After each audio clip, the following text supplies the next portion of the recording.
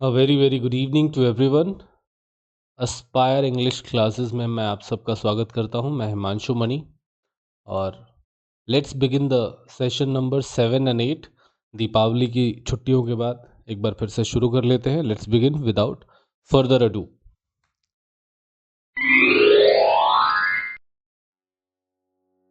तो सबसे पहला वर्ड है साइकोलॉजिस्ट। आपने बहुत बार वर्ड सुना होगा।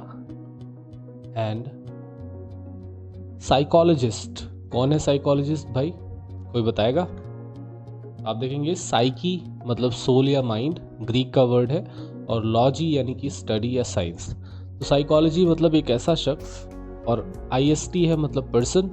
तो एक ऐसा शख्स, एक ऐसा पर्सन जो ह्यूमन बिहेवियर या ह्यूमन माइंड का अध्ययन करता है।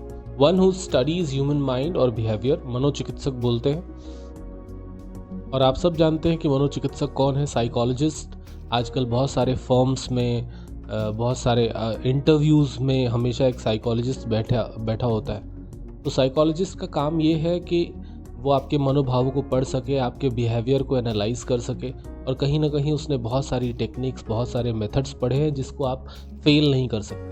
तो आजकल फर्म्स में साइकोलॉजिस्ट रखे जा रहे हैं ताकि वो जो उनके एम्प्लॉयज़ हैं उनको अच्छी काउंसलिंग दे सके। तो साइकोलॉजिस्ट को हम काउंसलर भी बोलते हैं एक तरह से। ज़्यादातर स्कूल्स में साइकोलॉजी पढ़ाई जा रही है और एक काउंसलर है, तो वो बच्चों के एडोलेसेंस के इश्यूज़ को भी देख रहा है और साथ ही साथ वो साइकोलॉजी भी पढ़ा रहा है।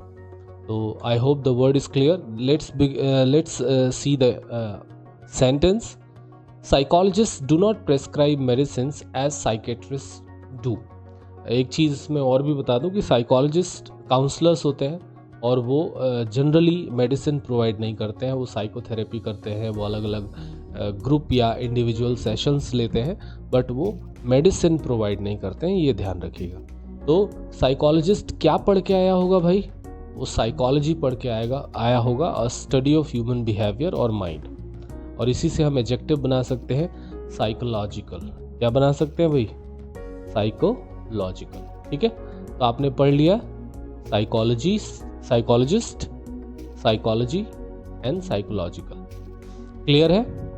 नेक्स्ट देख लेंगे साइको एनालिस्ट। साइको एनालिस्ट कौन है भाई? साइको या साइकी से बना है, ये भी माइंड या सोल से। और साइको एनालिस्ट क्या करता है? A specialist who analyzes unconscious motivations, fears, and conflicts, typically through methods like free association and dream interpretation. तो देखेंगे साइको एनालिस्ट ये मानता है कि कहीं ना कहीं आपकी जो इलनेस है, जो एलमेट है, उसकी जो वजह है ना, वो आपका अनकॉन्शियस माइंड है। ठीक है, आपका पास्ट आपके प्रेजेंट के लिए जिम्मेदार है। तो वो आपके अनकॉन्शियस माइंड को रीड करता है, वो मोटिवेशन, फियर्स और कॉन्फ्लिक्ट्स को जो है एनालाइज करता है और मेथड्स यूज़ करता है। ड्रीम इंटरप्रिटेशन, आपको ड्रीम में ले जाता है और आपसे बहुत सारी बातें करता है, आपके पास्ट में क्या हुआ इसको जानने की कोशिश करता है। फ्री एसोसिएशन, ऐसी बहुत सी टेक्निक्स हैं जिनका वो इस्तेमाल करता है। तो साइको एनालिस्ट अनकॉन्शियस माइंड को टारगेट करता है और आपको साइकोथेरेपी देता है। ठीक है, देख लेंगे example. The psychoanalyst explored his childhood memories to understand his present issues. तो देखेंगे कई बार जो है, जो हमारे इश्यूज होते हैं वो साइकोजेनिक होते हैं, मतलब मानसिक होते हैं, शारीरिक नहीं होते हैं। तो ऐसे केसेस में जो फिजिकल दवाइयाँ हैं, जो बायोलॉजिकल दवाइयाँ हैं, जो सिम्टम्स आ रहे हैं वो काम नहीं करते। और इसीलिए साइको एनालिस्ट क्या कर रहा है? एक्सप्लोर कर रहा है उसके चाइल्डहुड मेमोरीज को, ताकि वो आप उसकी प्रेजेंट की प्रॉब्लम्स को सुलझा सके, उसके अनकॉन्शियस को पढ़ने की कोशिश कर रहा है। तो I hope the word is clear. Next word की तरफ मूव होते हैं। अब देखेंगे साइको एनालिस्ट क्या पढ़ के आया होगा। साइको एनालिस्ट तो वो साइको एनालिसिस पढ़ के आया होगा। और साइको एनालिसिस कौन है, क्या है भाई? देख लेंगे। A therapeutic approach and theory founded by Sigmund Freud. Sigmund Freud की ये थ्योरी है psychoanalysis, that seeks to explore the unconscious mind to uncover repressed feelings. तो साइको एनालिसिस एक तरह का विज्ञान है, एक तरह का अप्रोच है, थियरी है, जो कि सिगमंड फ्राइड ने दी थी। और ये क्या करता है, अनकॉन्शियस अचेतन मस्तिष्क को जो है एक्सप्लोर करने की कोशिश करता है, जानने की कोशिश करता है, ताकि जो रिप्रेस्ड फीलिंग है, जो आपकी दबी कुचली फीलिंग्स हैं, उनको वो अनकवर कर सके और आपकी बीमारी की वजह निकाल सके। तो यही है साइको एनालिसिस, और साइको एनालिस्ट इसका इस्तेमाल करता है। इसमें बहुत सारी मेथड्स होते हैं, बहुत सारे टेक्निक्स होती हैं, ठीक है। एग्जाम्पल देख लेंगे। Psycho analysis helps patients with their psychogenic element. अब साइकोजेनिक एलिमेंट क्या है भाई, आपको पता है? साइकोजेनिक एलिमेंट मतलब ऐसी बीमारी, ऐसी डिजीज जिसका ओरिजिन साइको है, मतलब मानसिक है, वो शारीरिक नहीं है, साइकोजेनिक एलिमेंट है। तो साइको एनालिसिस इसमें पेशेंट्स की मदद कर सकता है। बिल्कुल सही है, I hope the word is clear. अच्छा, साइको एनालिसिस से ही एडजेक्टिव बना लेंगे, साइको एनालिटिकल, ठीक है, related to psychoanalysis. Next word देख लेंगे, ऑस्टियोपैथ। बड़ा अच्छा वर्ड है। और ऑस्टियोपैथ, ऑस्टियन यानी बोन और पैथोस मतलब सफरिंग या डिजीज से बना है। अब इसको बोन से बना है तो ऐसा मत समझिएगा कि ये बोन स्पेशलिस्ट है, ऑर्थोपेडिस्ट नहीं है ये। ऑस्टियोपैथ क्या है, जो फोकस करता है, one who focuses on the body structure and function as a whole. संपूर्ण तौर पर वो बॉडी के स्ट्रक्चर और फंक्शन पर फोकस करता है, और टेक्निक्स यूज करता है, स्ट्रेचिंग, मसाजिंग एंड मैनिपुलेशन अलग अलग तरह से वो कर सकता है। तो एक ऐसा डॉक्टर जो स्ट्रेच करके, मसाज करके, मैनिपुलेशन करके रोगों को ठीक करता है, उसी को हम बोलते हैं ऑस्टियोपैथ। और ये जो है मालिश वगैरह से इलाज का विशेषज्ञ है ना। और सेंटेंस देख लेंगे, An osteopath uses physical manipulation to treat musculoskeletal pain and improve overall health. Overall health को improve करता है, और musculoskeletal, मसल और स्केलेटन से रिलेटेड जो पेन होता है उसको ये डील करता है। तो मालिश वगैरह, मसाज, स्ट्रेचिंग, ये सब टेक्निक का इस्तेमाल ऑस्टियोपैथ करता है। क्लियर है सबको? नेक्स्ट देख लेंगे। अच्छा, ऑस्टियोपैथ जो है ऑस्टियोपैथिक एडजेक्टिव बन जाएगा, रिलेटेड टू ऑस्टियोपैथी। ऑस्टियोपैथी, अच्छी एक चीज इसमें लिख दे रहा हूं मैं, लिखा नहीं है। ऑस्टियोपैथी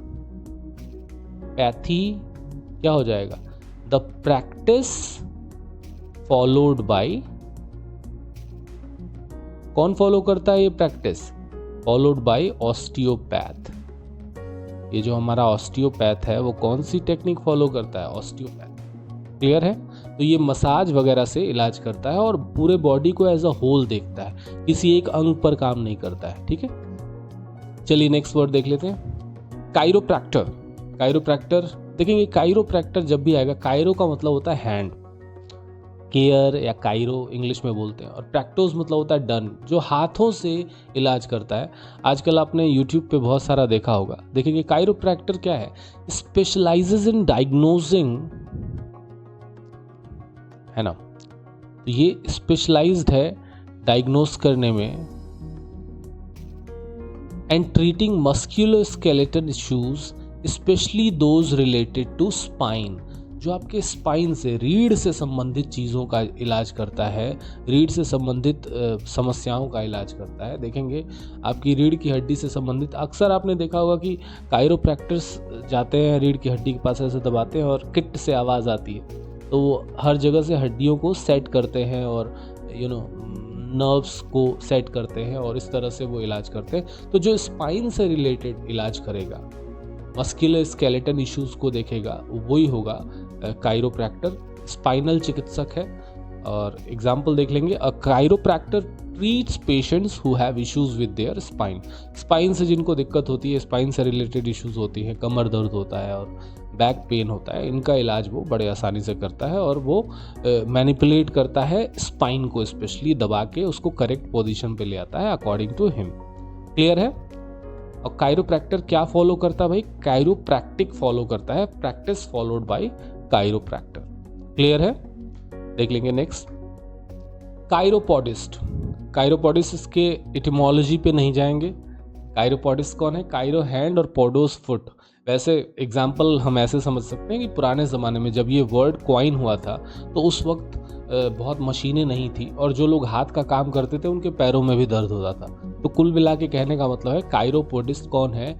जो पैर के माइनर एलिमेंट्स को ठीक करता है, छोटी मोटी बीमारियों को, कॉन्स को, कैलिसिस को, बुनियंस को, फॉलन आर्केस को, तो आर्चेस को।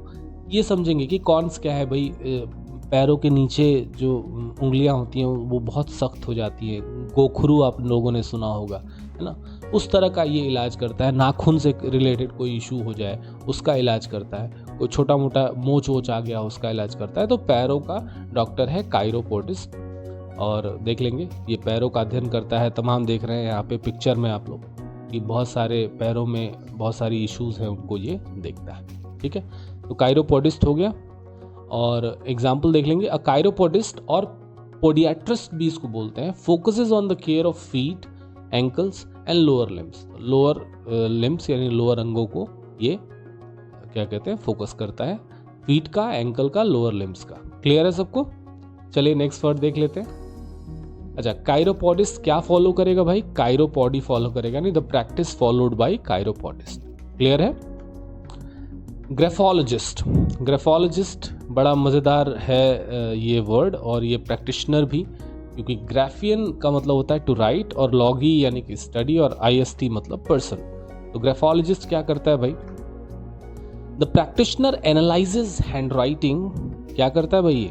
ये हैंड राइटिंग को एनालाइज करता है, और एनालाइज करके बता देता है, डिटरमाइन करता है पर्सनैलिटी, कैरेक्टर, एप्टीट्यूड, ये तीनों चीज़ें बता देगा। मतलब किसी की हैंड राइटिंग देखकर ये उसकी पर्सनैलिटी के बारे में बता सकता है, कैरेक्टर के बारे में, एप्टीट्यूड के बारे में। और कई बार इसको बुलाया जाता है वेरीफाई करने के लिए, ऑथेंटिसिटी ऑफ अ सिग्नेचर और हैंड राइटिंग। किसी सिग्नेचर या हैंड राइटिंग की ऑथेंटिसिटी, क्या उसी शख्स ने ये लिखा है जिसको हम कह रहे हैं। तो वेरीफाई करने के लिए कई बार CID, FBI और तमाम संस्थाएं इनका इस्तेमाल करती हैं। ये ग्राफोलॉजिस्ट होते हैं और ये राइटिंग पहचानने में माहिर होते हैं। ये राइटिंग देख के आपका कैरेक्टर, एप्टीट्यूड, पर्सनैलिटी बता देंगे, और अगर कोई राइटिंग आपकी लिखी है या नहीं वो आपके पास राइटिंग से मैच करके ईजिली बता देंगे कि ये आपकी ही हैंड राइटिंग है या आपकी नकल है। क्लियर है?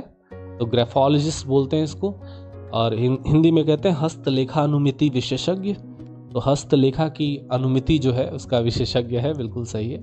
और एग्जाम्पल देख लेंगे, to authenticate the handwriting let's call a graphologist.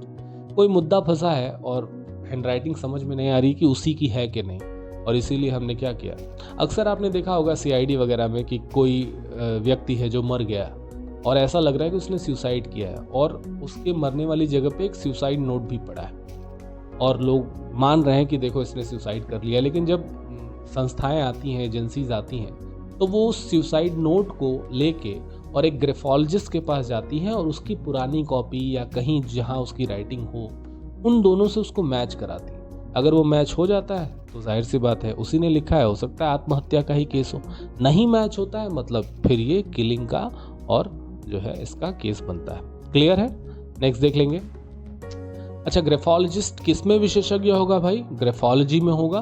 तो ग्राफियन राइट लॉजी यानी साइंस, तो the study of handwriting to determine personality, character and aptitude. तो ये पर्सनैलिटी, कैरेक्टर और एप्टीट्यूड अभिवृत्ति बताने के लिए ये जो है ग्राफोलॉजी है, स्टडी है। और सेंटेंस देख लेंगे इससे। अच्छा, हस्तलेखानुमिति विशेषज्ञता हो जाएगा, आ की मात्रा छूट गई है, लगा लीजिए। ठीक है, एग्जाम्पल देख लेंगे। To authenticate the handwriting one needs to study graphology. अगर आप हैंड राइटिंग को पहचानना सीखना चाहते हैं, ऑथेंटिकेट करना चाहते हैं, तो फिर इसके लिए तो आपको ग्राफोलॉजी पढ़ना पड़ेगा या फिर किसी ग्राफोलॉजिस्ट से मदद लेनी पड़ेगी। इसी से एडजेक्टिव बना लेंगे ग्राफोलॉजिकल। ग्राफोलॉजिकल यानी रिलेटेड टू ग्राफोलॉजी। क्लियर है? नेक्स्ट, जीरेंटोलॉजिस्ट, बड़ा अच्छा वर्ड है जीरेंटोलॉजिस्ट, और बड़ा ये उपयोगी व्यक्ति है, एक प्रैक्टिशनर है। अच्छा, जीरेन मतलब होता है ओल्ड मैन, लॉजी मतलब होता है स्टडी, और IST मतलब पर्सन। तो वन हु स्टडीज एजिंग क्या करता है भाई? ये क्या पढ़ता है? एजिंग यानी कि उम्र बढ़ती जा रही है, उस बढ़ती हुई उम्र को पढ़ता है ये, और deals with economic, social physiological and other problems of the elderly, यानी कि बूढ़े लोगों के एजिंग को ये पढ़ता है, उम्र ढलती उम्र को पढ़ता है, उसकी स्टडी करता है और उनके इकोनॉमिक, सोशल, फिजियोलॉजिकल और अदर प्रॉब्लम्स से डील करता है। अब एक बात समझेंगे, आपने अभी पिछले चैप्टर्स में एक वर्ड पढ़ा था जीरियाट्रिशियन, और मैंने कहा था जीरियाट्रिशियन कौन है? वृद्ध रोग विज्ञानी है, यानी कि ये भी एक डॉक्टर है। तो जीरियाट्रिशियन कौन था? एक डॉक्टर था जो वृद्धों का इलाज करता। जीरोंटोलॉजिस्ट कौन है? अब देखेंगे दोनों में फर्क है। जीरोंटोलॉजिस्ट भी एक डॉक्टर हो सकता है, बट जीरोंटोलॉजिस्ट क्या करता है? वो मेडिकल डॉक्टर नहीं है, वो एजिंग को पढ़ता है, स्टडी करता है, और स्पेशली कैसे हम, मतलब बूढ़े लोगों में कौन कौन सी समस्याएं आती हैं इकोनॉमिक तौर पर, सोशल तौर पर, फिजियोलॉजिकल तौर पर, और अदर्स प्रॉब्लम, रिटायरमेंट की प्रॉब्लम, बहुत सारी प्रॉब्लम्स आती हैं, वो उनका अध्ययन करता है। और इससे कहीं ना कहीं वो एक रिसर्च करता है और रिसर्चर होता है। और हम बूढ़े लोगों के लिए जब भी पॉलिसी फ्रेमवर्क बनाते हैं तो उसमें जीरोंटोलॉजिस्ट का बड़ा योगदान है। ठीक है, तो जीरियाट्रिशियन कौन है? ये सीधे सीधे एक डॉक्टर है। और जीरोंटोलॉजिस्ट क्या है? जीरोंटोलॉजिस्ट है जो एजिंग को पढ़ता है। हाँ, जीरोंटोलॉजिस्ट में से कोई कोई जीरियाट्रिशियन भी हो सकते हैं, है ना। तो देखेंगे ये बूढ़े लोगों का की स्टडी करता है, एजिंग की स्टडी करता है, और उनके लिए तो वृद्ध विज्ञानी है। एग्जाम्पल देख लेंगे, gerontologist study about ageing and aid in making policy framework for the elderly people. तो बूढ़े लोगों के लिए, बुजुर्ग लोगों के लिए पॉलिसी फ्रेमवर्क बनाने में बड़ा मददगार होता है ना। अक्सर आप देखते हैं कि हमारे रेलवे में ही जो सीनियर सिटीजन्स होते हैं उनके लिए लोअर बर्थ स्पेशली जो है रिजर्व्ड होता है। अगर आप सीनियर सिटीजन हैं और आप जब बर्थ प्रेफरेंस डालेंगे तो आपको लोअर फटाक से मिल जाएगा, और आप यंग हैं तो आपको नहीं मिलेगा, क्योंकि ये एक तरह से पॉलिसी फ्रेमवर्क है कि उनको ऊपर चढ़ने में, मोबिलिटी में दिक्कत है, और इसीलिए उनके लिए नीचे की सीट रिजर्व होनी चाहिए। I hope the word is clear. Gerontologist क्या पढ़ेंगे? जीरोंटोलॉजिस्ट। अच्छा, जीरोंटोलॉजिस्ट क्या अध्ययन करता है भाई? तो वो जीरोंटोलॉजी का अध्ययन करता है। जीरोंटोलॉजी, द स्टडी ऑफ एजिंग, और इसी से एडजेक्टिव बना सकते हैं जीरोंटोलॉजिकल, यानी रिलेटेड टू जीरोंटोलॉजी, यानी कि वृद्धावस्था से संबंधित। क्लियर है सबको? चलिए नेक्स्ट वर्ड देख लेते हैं, साइकी। अच्छा, साइकी एक ग्रीक वर्ड था जिसका मतलब होता था माइंड या सोल, और इंग्लिश में भी इसका मतलब होता है वंस इनर और मेंटल लाइफ, सेल्फ इमेज। आपकी जो मानसिक लाइफ है, मानसिक जो है जीवन है, मानसिक मानस है, उसी को हम साइकी बोलते हैं। और देखेंगे आपकी इमेज है, आपका जो मेंटल लाइफ है, जो फिजिकल लाइफ नहीं, मेंटल, मानसिक तौर पर आपकी क्या जिंदगी है, उसी को हम साइकी बोलते हैं। एग्जाम्पल देख लेंगे, aggression is a fundamental element in some people's psyche. कुछ लोगों की साइकी में, मानस में, मेंटल लाइफ में अग्रेशन जो है एक फंडामेंटल एलिमेंट है, बहुत ही मतलब ना बिल्कुल फंडामेंटल है, बेसिक एलिमेंट है। देख लेंगे नेक्स्ट, साइकी से ही साइकिक बना सकते हैं, जो कि एडजेक्टिव बनेगा। साइकी से जो बनाएंगे हम साइकिक, ये बनेगा एडजेक्टिव। ठीक है, अब इसके दो मतलब होते हैं। एक तो होगा मानसिक, रिलेटेड टू साइकी, जैसे ही has some psychic problem, psychic disease, psychic element. तो अगर हम ऐसा बोलते हैं तो इसका क्या मतलब निकलेगा? अगर हम कहें साइकिक एलिमेंट, मतलब उसकी जो बीमारी है वो फिजिकल नहीं है, वो मानसिक है, तो साइकिक एडजेक्टिव हो गया। और एक साइकिक का मतलब है, अगर किसी को आप बोले कि ही इज साइकिक, वह व्यक्ति साइकिक है, मतलब क्या है? उसके अंदर कुछ अलौकिक शक्तियां हैं, पोजेसिंग सिक्स सेंस। उस व्यक्ति का सिक्स सेंस मतलब जो कहता है सही हो जाता है। ऐसी शक्तियां जिनको आप जनरली लॉजिकली एक्सप्लेन नहीं कर सकते, तो उसके पास स्पेशल गिफ्ट है ना। कैसा? माइंड रीडिंग कर सकता है आपका, हो सकता है टेलीपैथी कर सके। तो ऐसे लोगों को भी साइकिक बोला जाता है, जिनके अंदर कुछ अलौकिक, कुछ सुपरनैचुरल जो है ताकतें हों। अगर हमने कहा वो साइकिक है, मतलब कि उसके अंदर कुछ अलौकिक गुण है, सिक्स सेंस है। क्लियर है? नेक्स्ट देख लेंगे वर्ड साइकोपैथ। साइकोपैथ ऐसा लगता है कोई डॉक्टर है, लेकिन ये है नहीं। देखेंगे साइको आप जानते हैं माइंड, और पैथोस मतलब सफरिंग। तो ये एक साइकोपैथी से पीड़ित व्यक्ति है, और इसको मैं बहुत अच्छे से एक्सप्लेन करना चाहता हूँ, इसीलिए पूरी डेफिनेशन लिखी है, देख लेंगे। One who is lacking in moral sensor. कौन है साइकोलॉजिस्ट साइकोपैथ? उसका लक्षण है उसके अंदर नैतिकता की बहुत कमी है, मोरल सेंसर है ही नहीं उसके अंदर, वो जो उसका मन करेगा करेगा। ईगोसेंट्रिक बिहेवियर है, आत्म केंद्रित व्यवहार है उसका, अपने पर पूरी तरह से फोकस्ड है, और हमेशा ऑफन प्राय वो क्या करता है, क्रिमिनल एक्ट्स करता है बिना किसी विदाउट एनी एंजाइटी और गिल्ट, बिना किसी पश्चाताप के, एंजाइटी के, वो क्रिमिनल एक्ट्स को कर जाता है। और क्या पाने के लिए? अपने इच्छाओं को तुरंत ग्रेटिफाई करने के लिए, उनको पूरा करने के लिए वो क्रिमिनल एक्टिविटीज़ में इन्वॉल्व होता है। अक्सर ऐसे लोग ड्रग्स में इन्वॉल्व होते हैं ना, तो ये मनोरोगी है एक तरह का साइकोपैथ। अक्सर बहुत सी मूवीज़ में दिखाया जाता है कि सीरियल किलिंग करता है, और असल में वो एक साइकोपैथ होता है ना। विलेन मूवी आई थी, आपने देखा होगा, तो उसमें वो सब लड़कियों को मारता है, उसकी अपनी वजह है, बट वो साइकोपैथ है। तो वो जब मारता है तो ऐसा उसको नहीं लगता है कि वो कोई गलती कर रहा है या कोई उसको चिंता है, वो बड़े मज़े से मारता है ना। तो साइकोपैथ क्या है? क्रिमिनल एक्टिविटीज़ में इन्वॉल्व्ड है, और कहीं ना कहीं इसको एक पर्सनैलिटी डिसऑर्डर है, जिसमें ये बहुत ही ईगोसेंट्रिक बिहेवियर रखता है। इसके अंदर मोरालिटी नाम की कोई चीज़ नहीं, और बिना किसी झिझक के, बिना किसी एंजाइटी, चिंता या पश्चाताप के वो क्रिमिनल एक्टिविटीज़ में इन्वॉल्व होता है अपनी इच्छाओं को पूरा करने के लिए। एग्जाम्पल देख लेंगे। The psychopath in the movie kills people without mercy. बिना मर्सी के, बिना दया के वो लोगों को मारता है, क्योंकि उसको तो एंजाइटी और गिल्ट होती ही नहीं है ना, एक तरह का डिसऑर्डर है। नेक्स्ट देख लेंगे वर्ड साइकोपैथी। अब साइकोपैथ क्या फॉलो करता है, क्या प्रैक्टिस है उसकी? प्रैक्टिस कोई ऐसी नहीं है, कोई डॉक्टर थोड़े है। साइकोपैथी एक तरह की बीमारी है, एक मनोरोग है, और इसमें क्या होता है, एक तरह का पर्सनैलिटी डिसऑर्डर है। ये क्या है? ये एक पर्सनैलिटी डिसऑर्डर है, जिसमें एंटी सोशल और एक्सट्रीमली ईगोसेंट्रिक बिहेवियर है, बहुत ही ज़्यादा आत्म केंद्रित और एंटी सोशल, समाज से विरुद्ध जो है इसमें वो रहता है। इस तरह का पर्सनैलिटी डिसऑर्डर है ना। अब देख लेंगे, मनोरोग बोल सकते हैं आप इसको। और there is no cure for psychopathy. Example देख लेंगे। साइकोपैथी के लिए कोई क्योर नहीं है भाई, कोई इलाज मतलब पूरी तरह से इसको सही किया जा सके ऐसा नहीं है।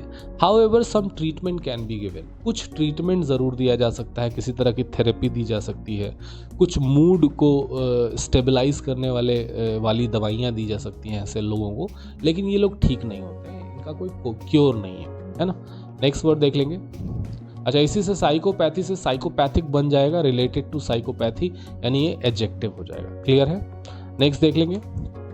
साइकोसोमैटिक, बड़ा अच्छा और बढ़िया वर्ड है। साइको मतलब माइंड और सोमा मतलब बॉडी। तो देखेंगे शारीरिक मानसिक या मानसिक शारीरिक, जो आप कहना चाहें। अभी मैं इसको एक्सप्लेन करता हूँ। एडजेक्टिव है psychosomatic, related to the influence of the unconscious on the body. तो ये किससे संबंधित है? आपके अनकॉन्शियस माइंड का आपके शरीर पर जो संबंध है उसी से ये संबंधित है। तो अगर मैं कहूँ कि तुम्हारी बीमारी साइकोसोमैटिक है, इसका मतलब क्या है कि तुम्हारे अनकॉन्शियस का जो इन्फ्लुएंस है तुम्हारी बॉडी पर, मतलब जो तुम्हारी बीमारी है वो बायोलॉजिकल नहीं है। उसको कोई तुमको है, मान लो सर्दी जुकाम है या कोई मतलब किसी भी तरह की छोटी मोटी प्रॉब्लम बार बार हो जा रही है और आप दवाई खा रहे हो, ठीक ही नहीं हो रहा है, तो आपने कहा कि यार ये तो प्रॉब्लम ख़त्म ही नहीं हो रही है। तो आप गए एक साइकेट्रिस्ट के पास, आप गए एक साइकोलॉजिस्ट के पास, है ना। और साइकोलॉजिस्ट ने आपसे पूछा, आप थेरेपी की, और फिर ये पता चला कि कहीं ना कहीं आपके पेरेंट्स बहुत ही ज़्यादा टफ थे आपके चाइल्डहुड में, और वो चाहते थे कि आप सबसे बढ़िया करें। आप कितना भी कोई भी बढ़िया काम करते थे, लेकिन उससे उनको फ़र्क नहीं पड़ता था, वो और ज़्यादा चाहते थे, और बढ़िया करने के लिए आपको प्रेरित करते थे, और असल में जो है आपको बहुत तारीफ़ नहीं करते थे। तो जब भी कोई एग्ज़ाम या रिज़ल्ट आने वाला होता तो आपकी तबीयत ख़राब हो जाती बचपन में। उसकी वजह क्या थी?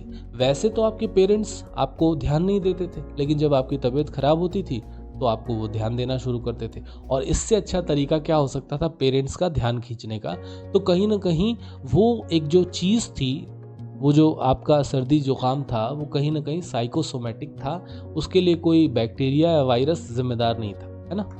तो अच्छा, साइकोसोमेटिक उसमें होता है ना कि कोई इंटरव्यू में जाने से घबरा रहा है, अचानक से उसका एक्सीडेंट हो जाता है, अचानक से उसकी तबीयत खराब हो जाती है, अचानक से उसको रीढ़ की हड्डी में दर्द होने लगता है, तो आदमी कह रहा है यार अच्छा वो दर्द भी सही है, वो एक्सीडेंट भी सही हुआ है, उसने जानबूझकर नहीं किया है, बट कहीं ना कहीं उसके अनकॉन्शियस ने इस बात को क्लियर किया है कि मीटिंग में तुमको नहीं जाना है, तो चलो ना एक्सीडेंट ही कर लेते हैं। अच्छा, ये जानबूझकर नहीं हुआ है, उसने खुद मतलब ये अपने आप से ही हो गया ताकि वो मीटिंग में पहुंच ना पाए। तो कई सारी बीमारियों की वजह साइकोसोमैटिक होती हैं, और देख लेंगे मानसिक शारीरिक हिंदी में बोल सकते हैं। एग्जाम्पल देख लीजिए, हर disease is psychosomatic and you should meet a psychoanalyst. Psychoanalyst आप जानते हैं अनकॉन्शियस से डील करता है, तरह तरह की थेरेपी करके आपके पास्ट में जाके, और आपको अलग अलग तरह के जो है ना साइकोथेरेपिस्ट से आपको ये ठीक कर देगा, आपसे बात करेगा, आपसे सेशंस करेगा इंडिविजुअल ग्रुप, और आपको आपकी साइकोसोमेटिक डिजीज को ठीक कर देगा। तो साइकोसोमेटिक क्या है? साइकोसोमेटिक प्रॉब्लम हो सकती है, एलिमेंट हो सकता है, डिजीज हो सकता है, यानी ये एक एडजेक्टिव है। क्लियर है? Next, psychogenic. अच्छा देखेंगे, साइकोसोमेटिक और साइकोजेनिक में बहुत फर्क नहीं है, बस शब्द का फर्क है, दोनों को इंटरचेंजेबली यूज किया जाता है। साइकोजेनिक का मतलब है साइकी यानी माइंड, और जेनेसिस यानी ओरिजिन। तो ऐसी चीज जिसका ओरिजिन कहाँ हो रहा है? दिमाग में हो रहा है, माइंड में हो रहा है। Having a psychological origin rather than physical, physical के बजाय जिसका साइकोलॉजिकल ओरिजिन है। तो जैसे मैंने कहा कि उस लड़के की सर्दी जुकाम क्या थी? साइकोजेनिक या साइकोसोमेटिक थी। तो ये दोनों बातें कह सकते हैं। ऐसी चीज जिसका जन्म दिमाग में हुआ हो, आपके अनकॉन्शियस में हुआ हो, रेदर देन फिजिकली तौर पर हुआ। तो देख लेंगे एग्जाम्पल, मानसिक उत्पन्न हो जाएगा हिंदी में। और psychogenic problems need the council of a psychologist और साइकोथेरेपिस्ट। तो साइकोजेनिक प्रॉब्लम्स का इलाज तो भाई साइकोलॉजिस्ट और साइकोथेरेपिस्ट के पास ही होगा, है ना। नेक्स्ट वर्ड देख लेते हैं, साइकोथेरेपिस्ट। साइकोथेरेपिस्ट कौन होगा भाई? देखेंगे, साइकोथेरेपिस्ट को केवल थेरेपिस्ट भी बोलते हैं, याद रखिएगा। साइकी यानी माइंड और थेरेपी यानी हीलिंग। साइकोथेरेपी क्या करता है? आपके माइंड से आपको हील करता है, मतलब उसके पास तमाम टेक्निक्स है। अब साइकोथेरेपिस्ट कौन है? अ साइकेट्रिस्ट और साइकोलॉजिस्ट, ये साइकोलॉजिस्ट और साइकेट्रिस्ट ही होते हैं। Who is well versed in psychotherapy, जो साइकोथेरेपी में बहुत माहिर है, एक तरह का मनोचिकित्सक है ना, और ये आपको साइकोथेरेपी देता है। एग्जाम्पल देख लेंगे, psychotherapists are trained medical professionals who cater with the psychological issues of patients. तो साइकोलॉजिकल इश्यूज को वो केटर करते हैं, और ये ट्रेंड होते हैं किसमें? साइकोथेरेपी में। साइकोथेरेपी क्या है देख लेते हैं। Next word, psychotherapy. आप साइकी और थेरेपी देख ही चुके हैं। देखेंगे, a process which addresses psychological, emotional and behavioural challenges. तो जिन लोगों को इमोशनल इश्यूज हैं, एंजाइटी रहती है, सैडनेस आ जाता है, बिहेवियरल चेंजेस हो जाते हैं, बहुत अग्रेशन आ जाता है, और उनके साइकोलॉजिकल मतलब प्रॉब्लम्स हैं, इन जो है चीज़ों को वो एड्रेस करता है साइकोथेरेपी। इसमें ढेर सारी टेक्निक्स हैं, है ना, जो कि साइकोलॉजिस्ट, साइकेट्रिस्ट और साइकोथेरेपिस्ट इस्तेमाल करते हैं। तो साइकोथेरेपिस्ट कौन होता है? जो एक साइकोलॉजिस्ट या एक साइकेट्रिस्ट होता है ना, साइको एनालिस्ट, ये तीनों ही साइकोथेरेपी दे सकते हैं। मनोचिकित्सा है, और एग्जाम्पल देख लेंगे, in psychotherapy there are hundreds of methods to cater the need of psychological element. तो हंड्रेड्स ऑफ मेथड्स हैं इनके पास कि वो मनोचिकित्सा कर सके, मानसिक बीमारियों का इलाज कर सके, और इस तरह से वो ग्रुप सेशन, इंडिविजुअल सेशन, है ना, और तरह तरह की टेक्निक का इस्तेमाल करते हैं इसमें साइकोथेरेपी। इसी से एडजेक्टिव बना लेंगे साइकोथेरेप्यूटिक।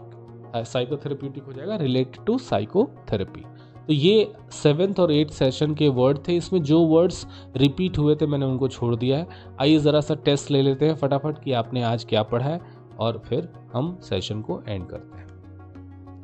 देखेंगे, मैच करना है, क्या आप मैच कर सकते हैं? ठीक है, चलिए शुरू करते हैं। साइकोलॉजिस्ट, साइकोलॉजिस्ट किससे डील करता है भाई? आपको मैंने बताया था वन हु स्टडीज माइंड और बिहेवियर, तो कौन सा ऑप्शन हो जाएगा? जे है ना, ये behaviour. Psycho analyst, psycho analyst क्या करेगा भाई? ये अनकॉन्शियस से डील करेगा, बिल्कुल सही है। ऑर्थोडोंटिस्ट, ये पढ़ाया चुका हूं पहले से, टेढ़े मेढ़े दांतों का इलाज करता है। कौन सा हो जाएगा ये हो जाएगा टीथ, एफ हो जाएगा, ये वाला एफ, ठीक है। और ऑप्टोमेट्रिस्ट, विजन से ऑप्टोमेट्रिस्ट मेजरमेंट करता है विजन का, तो ये हो जाएगा ए ऑप्शन, ए हो जाएगा। ऑप्टिशियन, आपको पता है कि चश्मा बनाता बेचता है, ऑप्टिशियन कौन हो जाएगा? लेंसेज एंड ऑप्टिकल इंस्ट्रूमेंट्स हो जाएगा, ये डी ऑप्शन हो जाएगा ना। ये पहले ही पढ़ चुके हैं ना, ये बार बार वर्ड्स मैंने दोहराया नहीं है। ऑस्टियोपैथ कौन है भाई? जो मालिश वगैरह से, स्ट्रेचिंग और मसाजिंग से चीज़ों को ठीक करता है, तो कौन सा हो जाएगा इसमें? देखेंगे, ये हो जाएगा बोन्स एंड ब्लड वेसल्स। जब मसाज करता है बोन्स और ब्लड वेसल्स की, तो कहीं ना कहीं आराम मिलता है पेशेंट्स को, तो सी ऑप्शन हो जाएगा इसका, ठीक है।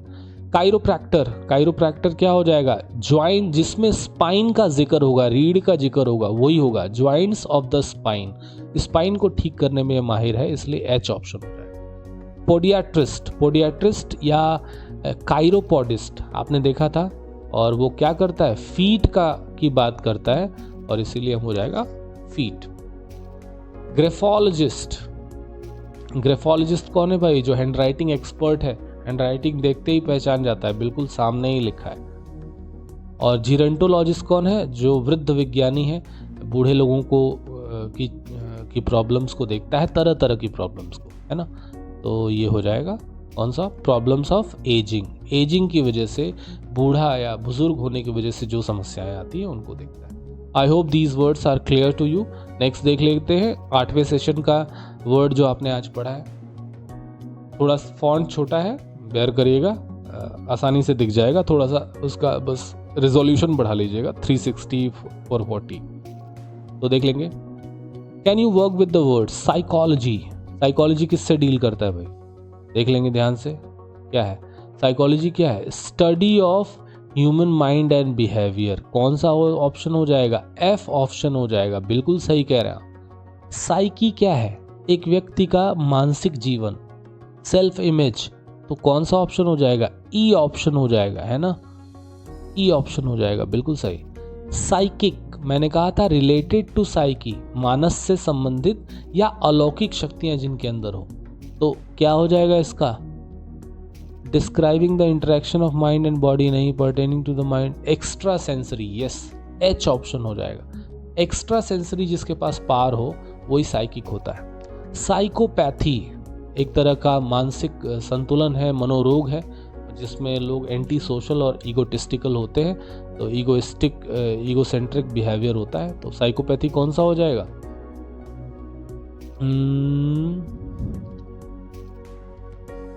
बिल्कुल, person lacking in social conscience और इनर, ये आई ऑप्शन हो, नहीं, ये पैथी है ना, ये तो प्रॉब्लम है।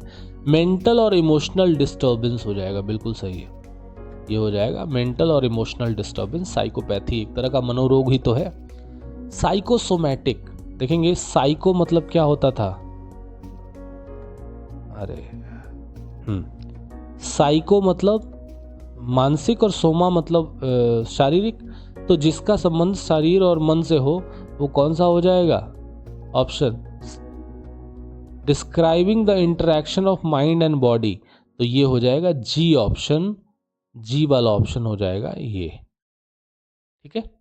साइको एनालिसिस, साइको एनालिसिस क्या है? प्रोसेस है, तरीके हैं जिसमें हम जो है इलाज करते हैं, जिससे जो एक साइको एनालिस्ट इस्तेमाल करता है। तो general term for psychological treatment, ये हो जाएगा सी ऑप्शन। कौन सा ऑप्शन हो जाएगा? ये सी ऑप्शन हो जाएगा, ये जुड़ेगा general term for psychological treatment के लिए साइको एनालिसिस इस्तेमाल करते हैं, ठीक है। मैं माफ़ी चाहूँगा आपको, साइको एनालिसिस को आपको सी न लगा के साइको एनालिसिस आप लगाएंगे B option. Psychological treatment based on Freudian technique, Sigmund Freud की टेक्निक पर आधारित जो तरीका है वही है साइको एनालिसिस। उन्होंने ही खोज की थी, मैं देख नहीं पाया हूँ। और ये जो साइकोथेरेपी होगी ना, वो होगी general term for psychological treatment, ये हो जाएगा सी ऑप्शन। ठीक है।